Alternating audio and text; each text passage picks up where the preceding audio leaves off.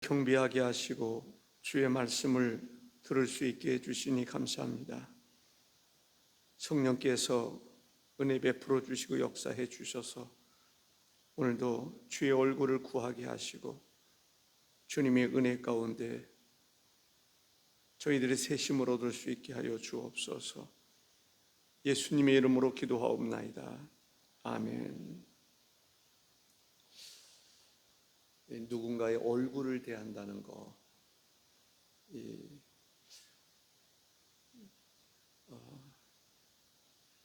시험을 보는데 시험을 아주 잘못 봤다고 생각해 보세요. 그러면 선생님 얼굴이 어떨 것 같아요? 좀 부담스럽지 않을까요? 부모님 얼굴 뵐 때도 좀 부담스러울 거예요. 그런데 시험을 아주 탁월하게 잘 봤다 그러면 선생님 얼굴 뵙기가 어떨 것 같아요? 자신감이 있겠죠. 부모님에게도 자신감 있게 얼굴을 서로가 뵐 수 있을 것 같습니다. 우리가 하나님 마지막 시대 주님이 부르셨을 때 하나님의 얼굴을 뵙는데 준비된 자는 하나님의 얼굴 뵙기를 기대할 겁니다. 그러나 준비되지 못한 사람들은 어떻게 될까요? 하나님 얼굴을 차마 뵐 수 없어서 바위야 나를 가려라 라고 피하고 싶을 것입니다. 그러니까 제목에서 하나님의 얼굴이 우리를 향할 때 우리는 어떤 기분일 것 같아요? 하나님의 얼굴이 우리를 대할 때 저는 하나님의 얼굴을 뵙기를 사모하는 그런 성도들이 될 수 있기를 바랍니다. 천국을 하나님께서 준비하셨는데 준비된 자는 천국에 들어가는데 아무런 거리낌이 없습니다. 근데 준비되지 못한 사람은 천국 문을 열어놓고 들어가라고 해도 못 들어갑니다. 왜냐하면 감당치 못하니까. 저는 그렇게 생각합니다. 하나님의 영광의 빛, 제가 이렇게 용접을 예전에 해본 일이 있습니다. 용접 이 불꽃이 얼마나 강한지 조심스럽게 이것을 쓰고 한다고 하면서도 눈알이 따갑고 잠이 잘 안 오더라고요. 눈알이 아파서. 그 빛도 우리가 쳐다보기가 힘든데 하나님의 영광의 빛을 우리가 바라볼 수 있을까요? 태양도 바라보기 힘들은데, 그러나 준비된 사람, 거듭난 사람, 새롭게 지음을 받은 사람은 천국의 그 빛이 세상에서 가장 아름다운 빛, 정말 그 빛만 바라보기만 해도 모든 근심이 사라지고 질병이 사라지고, 그러한 빛이 하나님의 나라의 빛이라고 생각합니다. 준비된 사람은 하나님의 나라가 내 집입니다. 나를 위해서 예비된 집입니다. 근데 준비되지 못한 사람은 천국에 들어가라고 해도 못 들어가요. 감당치 못하니까. 지옥에 들어가자니 고통스럽고 천국은 못 들어가고, 그게 바로 지옥입니다. 그것이 바로 형벌이라고 생각을 합니다. 우리를 위해서 예비해 주신 그 하나님의 나라가 정말 내 집처럼, 하나님께서 우리를 위해서 예비해 주신 그 나라로서 우리가 들어가 살 수 있는, 영원히 살 수 있는 그러한 준비되는 성도들이 다 될 수 있기를 바랍니다. 하나님께서 축복 터치인데, 축복하시는 것을 보면 개인적으로 축복하시는 경우들이 있고요, 어떤 그 사람으로 인해서 개인적으로도 축복을 받지만 그 사람으로 인해서 모든 열방이 복을 받는 경우들이 있습니다. 제사장들을 통해서 축복하는 경우들도 있습니다. 또 아버지가 그 아들들에게 축복하는 그런 경우도 있습니다. 하나님께서 세상을 창조하셨습니다. 그리고 사람에게 축복해 주셨는데 생육하고 번성하여 땅에 충만하라 라고 하는 축복을 해 주시는 것을 보게 됩니다. 하나님께서 아브라함을 축복하셨습니다. 그리고 아브라함으로 인해서 모든 민족이 복을 받을 수 있도록 축복하시는 것을 볼 수가 있습니다. 이삭이 야곱을 축복하고 야곱이 그 자녀들을 위해서, 아들들을 위해서 축복하는 것을 볼 수가 있습니다. 제사장들을 통해서 축복하는데 오늘 본문은 바로 제사장들을 통해서 어떤 축복을 하시는지에 대해서 말씀하고 있습니다. 첫째로 말씀드리고 싶은 것은 하나님께서는 친히 축복하라고 말씀하십니다. 하나님께서 모세를 통해서 아론과 그의 아들들에게 축복할 것을 명하시는 것을 볼 수 있습니다. 우리가 하나님의 축복을 받은 사람들입니다. 우리도 예수 그리스도의 이름으로 축복할 수 있는 사람 되기를 바랍니다. 아멘. 항상 축복할 수 있어요. 우리가 재직회를 하든지 회의를 하든지 항상 누군가를 축복하는 마음으로 해야 돼요. 정말 진심으로 축복하는 마음을 가지고 회의를 하면요, 회의가 행복합니다. 그런데 축복하는 마음이 없고 대립하는 마음이 생기면요, 본인도 져주고 상대방도 져줄 수 있어요. 그래서 우리가 재직회를 하든지 무슨 회의를 하든지 가정에서도 축복하는 마음, 아내를 축복하고 남편을 축복하고 자녀를 축복하고 부모를 축복하는 마음을 항상 가져야 됩니다. 아멘이십니까?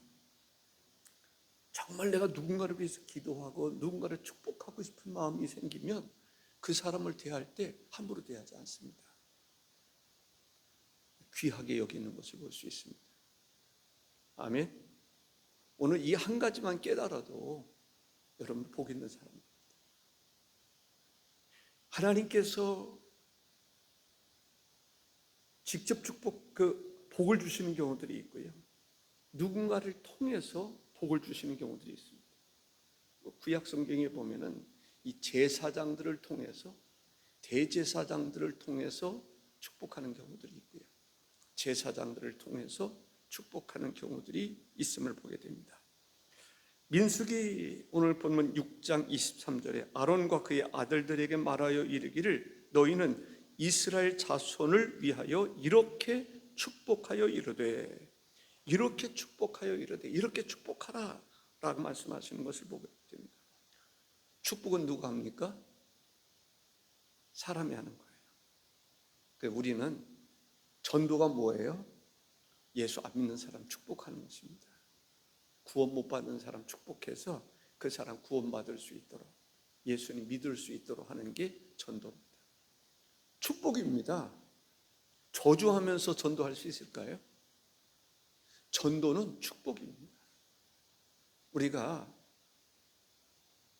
항상 주 예수 그리스도의 이름으로 축복하는 사람이 되어야 됩니다. 아까도 말씀드렸던 것처럼 회의를 할 때 해도 다 축복하는, 여러분들이 목사를 축복하고 사회자를 축복하고 또 목사는 교인들을 축복하고 서로가 서로를 축복하는 마음, 그 마음이 복 있는 사람입니다. 근데 축복은 사람이 하고 복은 누가 주십니까? 하나님이 주시는 거예요. 그러니까 우리는 어떤 사람이 되어야 되는가? 축복하는 사람이 되어야 돼요. 놀라운 것은 축복한 대로 되는 역사들이 있었음을 보게 됩니다. 아버지가 아들을 축복합니다. 그런데 그 축복한 대로 되어지는 것을 볼 수가 있습니다. 그래서 우리는 전도가 뭐라고요? 축복하는 거예요. 구원받지 못한 사람 구원받을 수 있도록 축복하는 게 전도입니다. 예수님을 알지 못하는 사람들에게 예수님을 알 수 있도록 하는 것이 축복입니다. 여러분들 진심으로 축복하며 살아갈 수 있기를 바랍니다. 아내를 축복하고 남편을 축복하고 형제를 축복하고 이웃을 축복하고 우리는 이미 복을 받은 사람들입니다. 복을 받은 사람들이 또 다른 사람에게 복을 받을 수 있도록 하는 것이 축복입니다. 아멘이십니까? 우리가 왕 같은 제사장이라고 했잖아요. 제사장이 하는 일이 뭐예요? 축복하는 것입니다. 하나님의 은혜를 힘입고 귀한 직을 맡았으니 그 직분을 감당하는 게 뭐예요? 축복하는 것입니다. 우리는 모든 사람들을 축복할 수 있어서 하나님이 그들에게 복을 주실 수 있도록 그 역할을 잘할 수 있기를 바랍니다. 이렇게 축복하여 라고 하는 축복이라고 하는 말이 무릎을 꿇다, 축복하다, 복을 주다라고 하는 의미가 있습니다. 우리가 축복을 할 때 어떤 마음으로 축복할 것인가? 무릎을 꿇고 간구하는 그런 마음이 있어야 된다. 아멘. 우리가 예수 그리스도의 이름으로 축복하지 않습니까? 어떤 마음? 내가 무릎을 꿇고 하나님 앞에 간절히 기도하는 마음으로 축복하라. 권위라고 하는 게 뭐예요? 제사장의 권위로 축복하는 겁니까? 그게 아니에요. 하나님의 권위로 축복하는 것입니다. 목사가 축도를 할 때 목사의 권위로 축도하는 건가요? 하나님의 권위로. 그래서 있을지어다 라고 말할 수 있는 것이죠. 예수 그리스도의 이름으로 사탄을 향해서 사탄아 물러가라 말할 수 있는 것입니다. 내 권위가 아니라 성령 받은 사람들은 성령의 권위로, 하나님을 믿는 사람들은 하나님의 권위로. 우리가 하나님의 자녀가 됐어요. 자녀가 되는 권세를 받았습니다. 근데 진정한 권위는 어디로부터 오는 거예요? 하나님으로부터 오는 거예요. 우리가 하나님의 자녀가 될 수 있는 권세를 누구에게로 받았어요? 하나님으로 받았어요. 그렇기 때문에 제사장은 축복하는 사람이지만 복을 주시는 분은 하나님이시다라는 거죠. 내가 축복을 했지만 하나님 복을 안 주실 수도 있어요. 하나님 마음에 안 들으면, 하나님 마음에 안 드는 축복을 하면 하나님이 거부할 수도 있어요. 왜? 이 복을 주시는 분은 하나님이시기 때문에 그렇습니다. 근데 축복하는데 일회적으로 축복하는 것이 아니라 지속적으로 계속해서 축복하라는 거예요. 축복하고 또 축복하고 또 축복하고. 정말 축복하는 사람들은요, 진심을 담아 축복하면 그 상대방이 귀한 것입니다. 저는 개신교하고 천주교하고 차이점에 대해서 가끔 이야기한 바 있습니다. 우리 개신교 교인들이 잘못 배운 게 있어요. 목사로부터 복을 받습니다. 아멘으로 받습니다. 근데 목사를 축복하지 않아요. 그 목사의 권위가 실추되어 있어요. 근데 천주교는 좀 다르다고 생각해요. 신부가 여러분에게 하나님의 은총이 함께 하시기를, 그러면 신부님에게도 하나님의 은총이 함께 하시기를, 항상 그렇게 응답합니다. 우리 개신교의 잘못된 것은 하나님의 은총이 함께 하시기를 아멘 하고 끝났대요. 목회자에 대한 존경심, 그 부분이 빠져 있는 거예요. 뭔가 크게 잘못 배웠다고 저는 생각하는 사람이에요. 우리도 정말 대표 기도를 할 때만이 아니라 우리 삶 속에서 말씀이 선포될 때 하나님의 은혜가 여러분에게 함께 하시기를 바랍니다. 그러면 여러분의 마음속에도 주의 종될 목사님에게도 하나님의 은총이 함께 하시기를 바랍니다. 그런 응답이 있어요. 당연한 거예요. 마땅한 거예요. 그랬을 때 목회자에 대한 존경심이 생겨요. 함부로 말하지 않고 조심스럽게 말하고 존경스럽게 말하고 권위를 인정하게 되고 그런 거죠. 그것은 교회뿐만 아닙니다. 가정에서도 마찬가지고 사회에서도 마찬가지예요. 노사 문제도 서로 존중하는 그런 문화가 돼야 돼요. 그것이 성경의 가르침입니다. 성경을 보면 나오잖아요. 어떻게 할 것인가. 예를 들어서 사업주는 그 직원들을 어떻게 대할 것인가. 직원들은, 일꾼들은 또 사업주를 어떻게 대할 것인가. 이에 대한 성경의 가르침이 선명하게 나오잖아요. 성경의 가르침 속에 살면 노사가 문제가 생길 수가 없어요.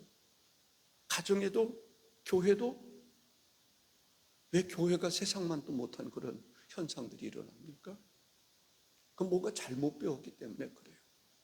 우리는 성경을 바르게 배워야 가정도 살고 국가도 살고 사회도 아름다운 사회가 되리라고 생각을 합니다. 하나님께서 사람을 지으실 때 창세기 1장 28절에 하나님이 그들에게 복을 주시며, 하나님께서 사람을 지으실 때 사람에게 복을 주신 거예요. 하나님은 복 주시는 분이십니다. 우리는 복을 받는 사람들이에요. 복을 많이 받아야 돼요. 그리고 우리도 복 주는 사람이 돼야 돼요. 받은 복을 나눌 수 있는, 또 다른 사람들에게 복된 삶을 살아갈 수 있는 사람이 되어야 된다. 하나님이 그들에게 이르시되 생육하고 번성하여 땅에 충만하라, 땅을 정복하라, 바다의 물고기와 하늘의 새와 땅에 움직이는 모든 생물을 다스리라 하시니라 했습니다. 구약 성경에 나타나는 복을 보면 사람을 지으시고 그런 복을 주셨고요. 신명기 28장 4절에 내 몸의 자녀와 내 토지의 소산과 내 짐승의 새끼와 소와 양의 새끼가 복을 받을 것이며 라고 말합니다. 소유에 대한 이 복이 있음을 이야기하고 있고요. 창세기 24장 1절에 아브라함이 나이가 많아 늙었고 여호와께서 그에게 보험사의 복을 주셨더라. 보험사의 복을 주셨더라. 우리는 어떤 사람이 되냐면 하나님으로부터 보험사의 복을 받아야 돼요. 어쩌다가 복을 받는 것이 아니라 항상 복을 받을 수 있는 하나님의 축복이 함께하는 성도가 되어야 될 줄로 믿습니다. 레위기 26장 4절에 보면 내가 너에게 철 따라 비를 주리니 땅은 그 산물을 내고 밭의 나무는 열매를 맺으리라. 철 따라 비를 주리니, 풍성한 소출을 얻을 수 있는 축복을 받아야 돼요. 우리가 기도할 때요, 하나님의 말씀을 붙잡고 기도하는 게 중요합니다. 하나님이 우리에게 복을 약속해 주셨잖아요. 그 복 한 가지 한 가지를 다 놓고 기도할 필요가 있습니다.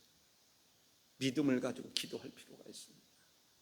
하나님은 그 기도를 들으시고 신령한 복을 주시고 땅에 기름진 것으로 복을 주시고 생육하고 번성할 수 있는 복을 주시고 또 소산물의 복을 주시고 장수의 복을 주신다라는 것이죠. 주신 은혜에 대해서 감사할 줄 알아야 돼요. 네, 아멘. 하나님께서 감사하는 자가 되라 라고 말씀하십니다. 10사람의 문득병 고쳐주셨는데 9명은 감사치 않았어요. 감사치 않았는데도 병은 고침받았어요. 그런데 주님 앞에 감사하는 자는 영혼의 구원을 받은 거예요. 그리고 우리가 감사하는 사람이 되라. 감사. 그래서 우리가 하나님께 감사하는 자, 기도도 감사함으로, 찬양도 감사함으로, 예배를 드리더라도 감사가 있어야 돼요. 항상 감사하는 성도가 되어야 될 줄로 믿습니다. 감사한다는 자체가 축복입니다. 축복을 받으니까 감사하지. 축복이 뭔지를 모르는 사람들은 아무리 은혜를 주셔도 감사하지 못해요. 조그만 거 가지고도 감사하는 사람들이 있어요. 저도 목회를 하면서 보면요, 조그만 거 가지고도 항상 감사해요. 이정자 권사님 같은 경우도 이렇게 보면요, 와, 저는 그 목회자에게 대해서 그렇게 감사를 많이 하는 분이 있을까 싶을 정도로 감사. 목사님 감사합니다. 죽을 사람 살렸습니다. 아니, 어떻게 보면 마땅히 해야 될 일이에요. 그분이 힘들었을 때 기도원에 모셔다 드렸고, 기도원에서 힘들 때 새벽 2시에 가가지고 모셔왔고, 그분이 힘들 때 우리 집에서 같이 살아요. 근데 어떻게 보면 당연한 거예요. 그런데도 그분은 평생 감사해요. 이 은혜 어떻게 갚을까? 우리 오영룡 원사님도 늘 감사합니다. 목사님 만나서 자기는 너무 행복하고, 병들었을 때 고쳐주시고, 하나님 은혜를 주시고, 은혜를 어떻게 감당할 수 있을까? 감사. 그런 사람이 있는가 하면 정말 은혜에 대해서 감사를 잘 모르고 살아가는 사람도 있는 것 같아요. 우리는 어떤 사람인지 마땅한가? 감사하는 사람에게 하나님은 더 큰 은혜를 베풀어 주신다. 저는 그렇게 믿습니다. 범사에 감사하는, 본문을 통해서 주시는 복은 뭐냐면 24절에 여호와께서 내게 복을 주시고 너를 지키시기를 원하며, 복을 주시고 지키시기를 원하신다. 지킨다라는 거죠. 하나님이 지켜주기를 원합니다. 하나님은 지켜주기를 원하신다. 이것을 축복하라는 거죠. 하나님은 우리를 복 주시는데 지켜주기를 원해요.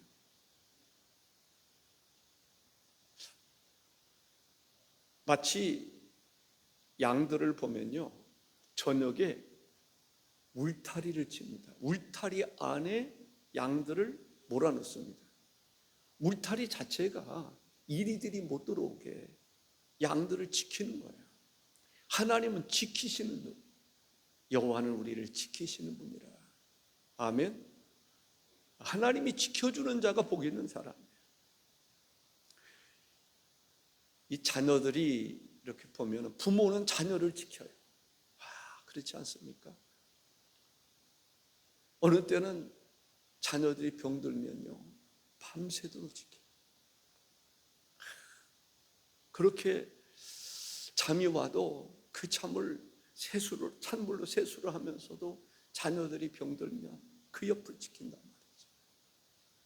하나님은 우리를 어떻게 하신다고요? 지키시는 하나님. 우리를 지켜주신다. 자기 백성들을 지켜주신다. 원수로부터 지켜주시고.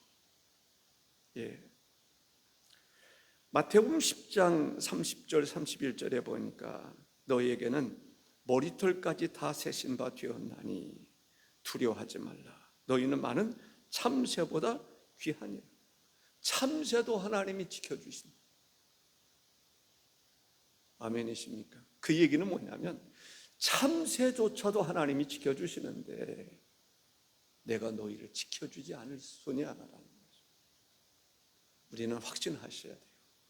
믿음을 가지셔야 돼요. 하나님을 지키신다. 그것이 복입니다. 하나님은 우리를 지키시는 분이라.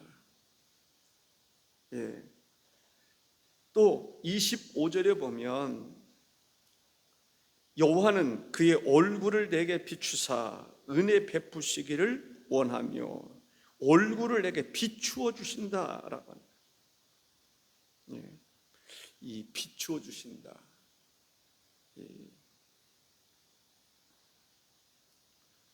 얼굴을 비추어 주신다라고 했을 때 어떤 느낌을 우리가 받습니까? 얼굴을 보여주시는 경우들이 있고요, 얼굴을 비춰주시는 경우들이 있어요. 얼굴을 비춰주시는 경우는 어떤 경우일까? 예를 들어서 어둠을 몰아낸다는 의미도 있을 수 있겠죠. 얼굴을 비춰주신다는 말씀에 주의 말씀은 내 발의 등이요 내 길의 빛이니이다 라는 말씀이 있어요. 하나님의 얼굴을 비추시는데 우리의 갈 길을 비추어 주시고 행할 길을 알게 하시고, 그러한 부분으로 설명할 수 있어요. 복이라는 게 뭐예요? 하나님께서 우리를 비춰주시사 은혜 베풀어 주시기를 원한다. 우리를 비춰주시는데 왜 비춰주시는가? 은혜를 베풀어 주시기 위해서 비춰주신다. 하나님은 은혜를 베풀어 주시는 분인 것을 알 수가 있습니다. 이 은혜라고 하는 말은 베풀다, 자비롭다, 불쌍히 여기다라고 하는 뜻입니다. 윗사람이 소위 아랫사람을 돌보아주는 것이 은혜입니다. 그런 의미가 담겨 있는 거예요. 하나님께서, 높은 보좌 위에 계신 하나님께서 낮은 우리들에게 은혜를 베풀어 주십니다. 그것이 바로 은혜입니다. 감당할 수 없는 사람에게, 감당할 수 있는 능력 있는 분이 감당할 수 없는 사람에게 감당할 수 있도록 하시는 것이 은혜입니다. 우리는 하나님의 은혜 가운데 구원받은 사람들, 구원의 문제를 해결해 주실 수 있는 하나님께서 해결받을 수 없는 우리들에게 은혜를 베풀어 주셔서 구원에 이를 수 있도록 하신 그것이 바로 은혜다라고 하는 것입니다.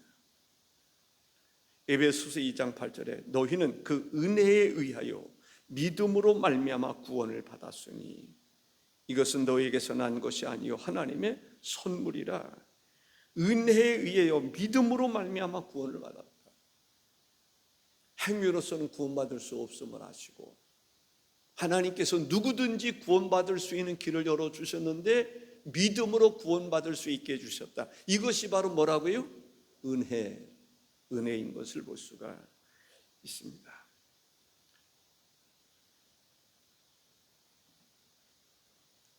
또 26절에 보면 여호와는 그 얼굴을 내게로 향하여 드사 평강 주시기를 원하노라.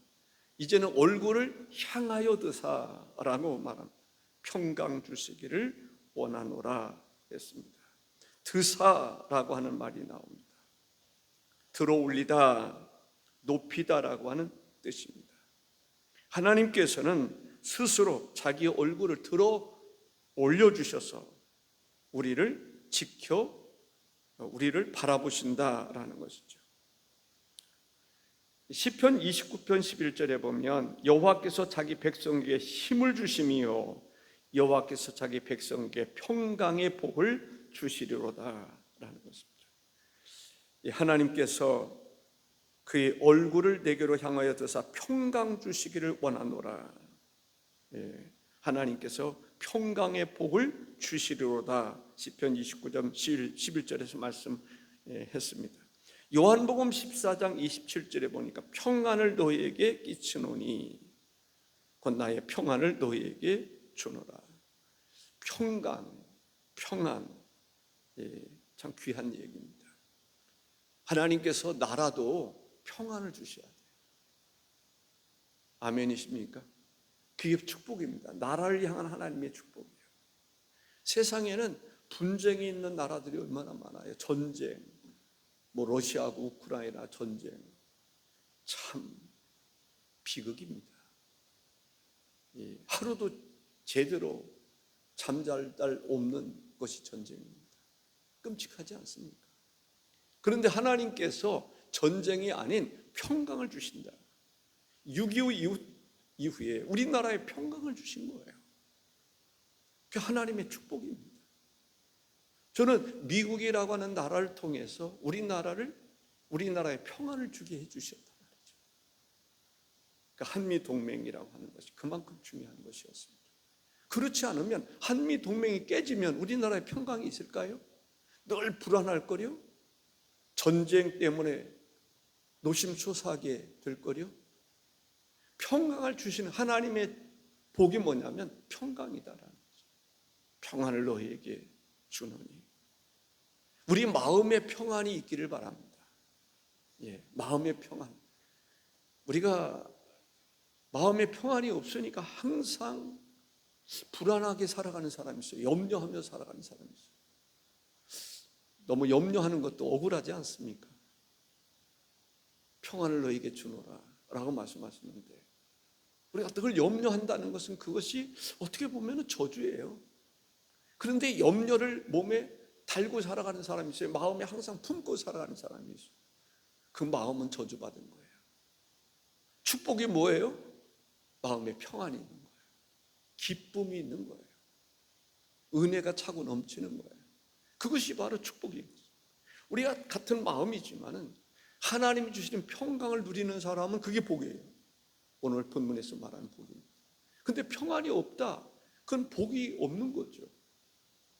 복이 없다는 말은 뭐예요? 어떻게 보면 저주라고 하는 말이 있습니다. 염려하면서, 염려가 저주입니다. 하나님은 염려를 다 주께 맡기라고 그래요. 너희 마음에 주고자 하는 것이, 우리에게 복을 주시고자 하는 게 뭐예요? 평안이라는 거죠. 평안을 너에게 주노라. 아멘.